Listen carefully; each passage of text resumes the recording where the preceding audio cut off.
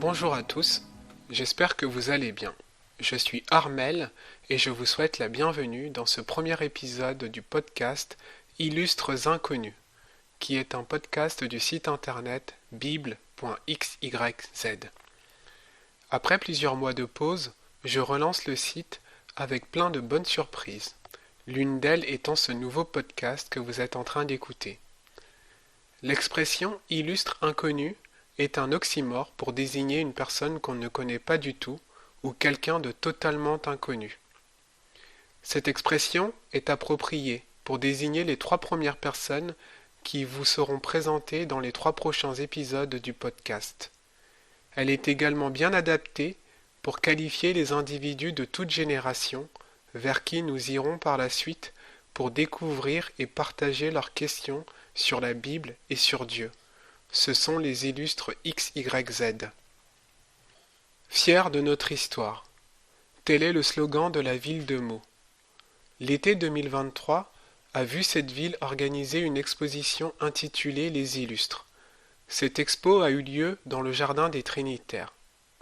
L'artiste Renaud Sauzède y a offert une réinterprétation créative des portraits de 27 figures emblématiques de l'histoire de la ville.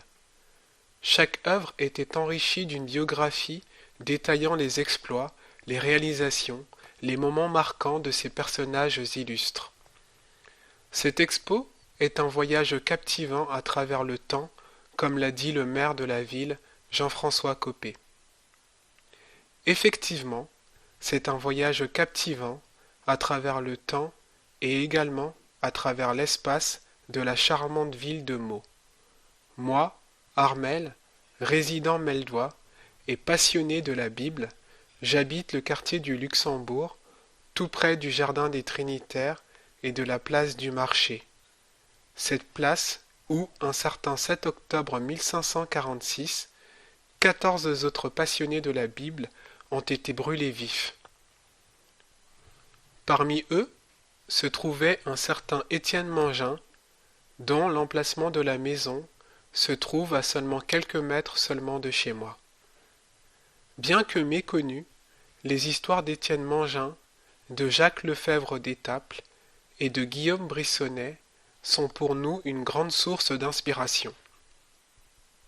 Ces 3 illustres meldois ont particulièrement retenu notre attention par leur engagement, parfois au péril de leur vie, pour rendre la Bible accessible en la présentant avec pertinence dans le contexte de l'époque.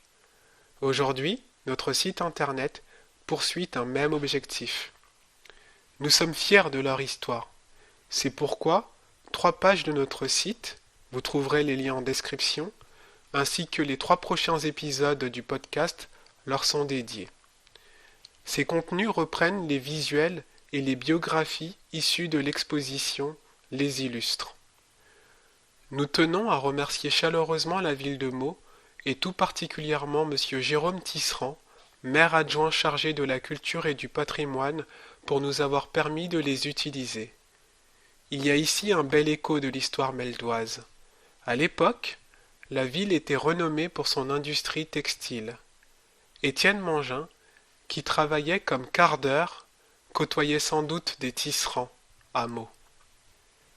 Après les récits de ces 3 illustres meldois, qui ne seront donc plus des inconnus pour vous et moi, nous partirons à la rencontre de personnes de toute génération pour découvrir et partager leurs témoignages et questions sur la Bible et sur Dieu. Si vous souhaitez approfondir vos connaissances des autres illustres meldois, sachez qu'un magnifique fascicule a été publié par la ville de Meaux. Il est disponible auprès de l'Office du tourisme de la ville. Voici le texte que l'on trouve en 4e de couverture de ce document. L'histoire de la ville est inséparable de celle des hommes et des femmes qui y laissent l'empreinte de leur passage ou de leurs actions. Avec le défilement des siècles, des personnages illustres émergent et s'imposent à nous, ceux dont l'action sort de l'ordinaire et mérite de s'inscrire dans une mémoire de longue durée pour faire histoire. Cette exposition, présentée dans le bel écrin de verdure du jardin des Trinitaires, met en lumière un certain nombre de ces illustres qui ont marqué notre ville et jalonné notre histoire, sur 14 siècles, depuis le haut Moyen Âge jusqu'à la Libération. Par sa dimension didactique, en rappelant le rôle joué par ces hommes et femmes illustres, l'exposition propose aux visiteurs, adultes comme enfants, de découvrir ou de redécouvrir certains épisodes essentiels et parfois anecdotiques de l'histoire meldoise. Parallèlement, l'exposition s'enrichit d'une forte dimension artistique qui se juxtapose à la démarche pédagogique.